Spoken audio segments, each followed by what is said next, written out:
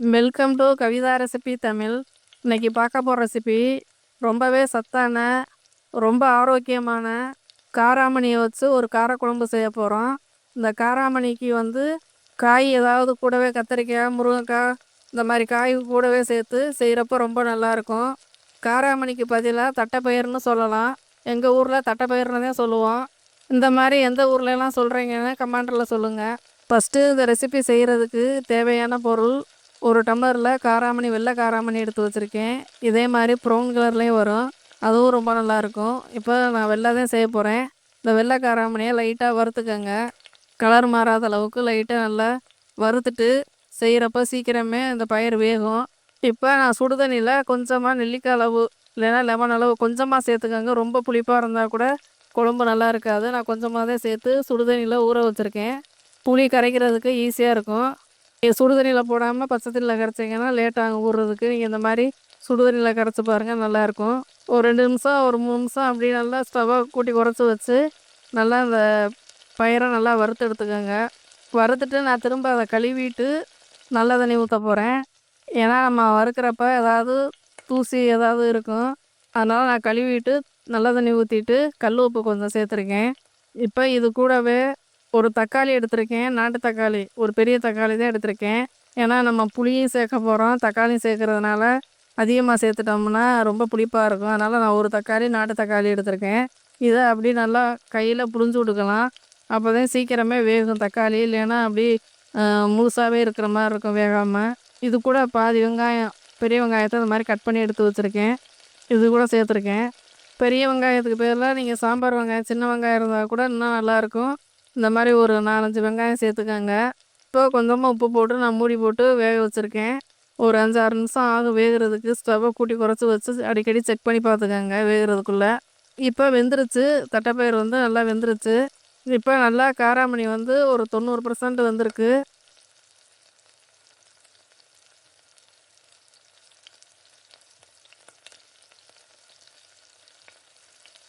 இப்போ புளி கரைச்சி இது கூட சேர்த்துட்டு பொடி மிளகாத்தூள் ஒரு 2 ஸ்பூனுக்கு எடுத்து வச்சுருக்கேன்.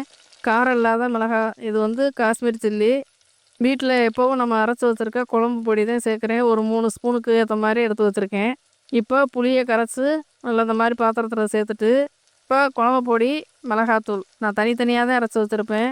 ஏன்னா ஒன்றா அரைச்சா காரம் அதிகமாக இருந்துடும். காரம் சேர்க்காத குழம்புங்களுக்கு அதிகமாக இருக்கும் காரமாக. அதனால் நான் தனித்தனியாக சேர்த்து இந்த மாதிரி அரைச்சி வச்சுருக்கேன். இப்போ நல்லா இந்த மாதிரி புளி சேர்த்துட்டு இப்போ பொடியும் சேர்த்து நல்லா கலந்து விட்டுக்கோங்க. இப்போ இது கூட 2 கத்திரிக்காய் எடுத்து வச்சுருக்கேன், ஒரு பச்சை மிளகா. நீங்கள் இதுக்கு பதிலாக எந்த காய் வேணாலும் சேர்த்துக்கோங்க. முருங்கைக்காய் இல்லைன்னா சவுச்சவுக்காய், முள்ளங்கி எதுவாக இருந்தாலும் பரவாயில்ல, ரொம்ப நல்லாயிருக்கும். நீங்கள் இந்த மாதிரி கட் பண்ணி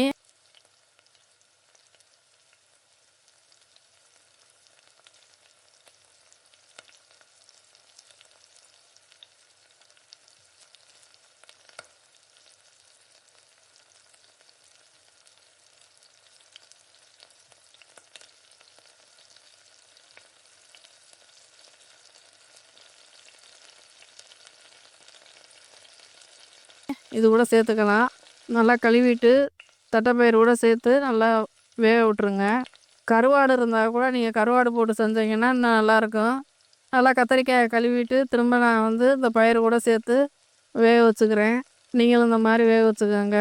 நீங்கள் எந்த அளவில் செய்கிறீங்களோ அந்தளவு எல்லா அளவுகளையும் கூட்டி குறைச்சி எல்லாமே சேர்த்துக்கோங்க. பொடி, எண்ணெய் எல்லாமே கூட குறைய வரும். நீங்கள் இந்த மாதிரி தட்டைப்பயிருக்கு ஏற்ற மாதிரி நீங்கள் கூட்டி குறைச்சி எல்லா அளவுகளையும் சேர்த்து இந்த மாதிரி செய்யுங்க, ரொம்ப நல்லாயிருக்கும்.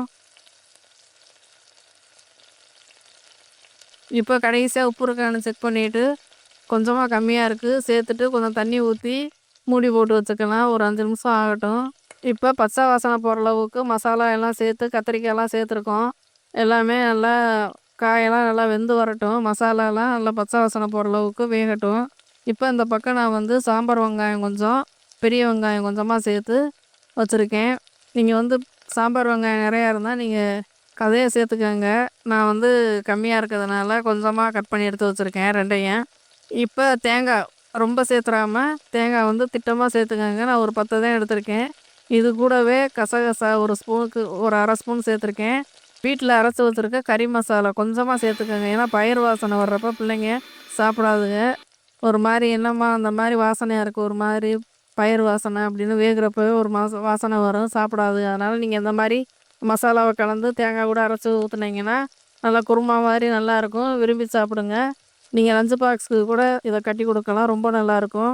இந்த குழம்புக்கு வந்து தேங்காய் அதிகமாக ஊற்றிடாதீங்க, ஏன்னா டேஸ்ட்டாக இருக்காது, டேஸ்ட்டை கம்மி பண்ணிடும். அதனால் நான் ஒரு பத்த தேங்காய் ஏற்கனவே நான் மிக்சியில் ஒரு அடி எடுத்து வச்சுருக்கேன். இல்லைன்னா நீங்கள் துருவி கூட எடுத்து வச்சுக்கோங்க. நான் மேலே அந்த கருப்பாக இருக்க தோல்லாம் எடுத்துட்டு நான் அந்த மாதிரி கட் பண்ணி சுற்றி எடுத்து வச்சுருக்கேன். இப்போ இது கூட கறி மசாலா லைட்டாக கசகசா ஒரு அரை ஸ்பூனுக்கு சேர்த்து தண்ணி ஊற்றி ஒரு பேஸ்ட்டாக அரைச்சி எடுத்து வச்சுக்கலாம். இப்போ பேஸ்ட்டாக அரைச்சி இந்த பக்கம் வச்சுருக்கேன். இப்போ வந்து இதே பாத்திரத்தில் தாளிப்பு கொடுத்துக்கலாம். இப்போ தேவையான அளவு எண்ணெய் சேர்த்துக்கங்க. நான் வந்து சன்ஃப்ளவர் ஆயில் தான் சேர்த்துருக்கேன். நீங்கள் வந்து எந்த எண்ணெய் வேணாலும் சேர்த்துக்கோங்க. இப்போ இது கூடவே கடுகு உளுந்தம் பருப்பு நல்லா பொரிஞ்சு வர்றப்ப வெங்காயம் சேர்த்துக்கணும். கடுகு நல்லா பொரிஞ்சிருச்சு. இப்போ இது கூட கட் பண்ணி எடுத்து வச்சுருக்க வெங்காயம் இது கூட சேர்த்து நல்லா வதக்கி விடுங்க. வெங்காயம் வந்து நல்லா வதங்கணும், நல்லா கலர் மாதிரி வரணும். நல்லா கண்ணாடி பக்குவத்துக்கு நல்லா கலர் மாதிரி நல்லா வதங்கினாதே நல்லாயிருக்கும் குழம்பு.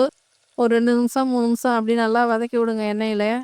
இப்போ இது கூட கொத்தமல்லி கருவேப்பிலை இதையும் சேர்த்து நல்லா வதக்கி விடுங்க. வெங்காயத்துலேயும் நல்லா வதக்கி விடுங்க. கொஞ்சமாக பெருங்காயத்தூள், ஏற்கனவே இதில் வெங்காயம் சேர்த்த உடனே நான் பெருங்காயத்தூள் லைட்டாக சேர்த்துருக்கேன். இப்போ நல்லா வதக்கி விட்டுட்டு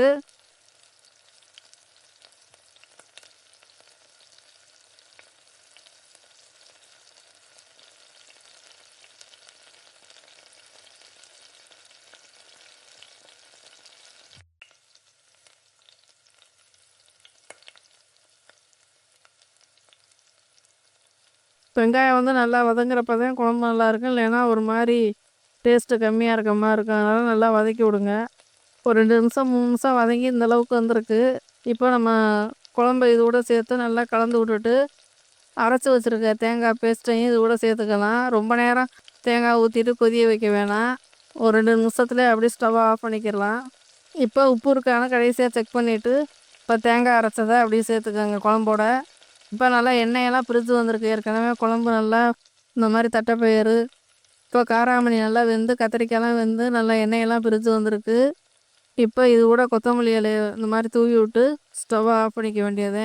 இப்போ ஒரு அருமையான காராமணி குழம்பு ரெடி ஆயிடுச்சு. நீங்களும் இந்த மாதிரி செஞ்சு பாருங்கள். செஞ்சுட்டு எப்படி இருக்குன்னு சொல்லுங்கள். உங்கள் குழந்தைங்களுக்கு லஞ்சு பாக்ஸுக்கு கூட இந்த மாதிரி செஞ்சு விடுங்க, நல்லா விரும்பி சாப்பிடுங்க. ரொம்ப நல்லா இருக்கும். எப்போதுமே ஒரே மாதிரி செய்யாமல் இந்த மாதிரி செஞ்சு விடுங்க, ரொம்ப நல்லாயிருக்கும். விரும்பி சாப்பிடுங்க குழந்தைங்க. இந்த வீடியோ பிடிச்சிருந்தா லைக் பண்ணி ஷேர் பண்ணுங்கள்.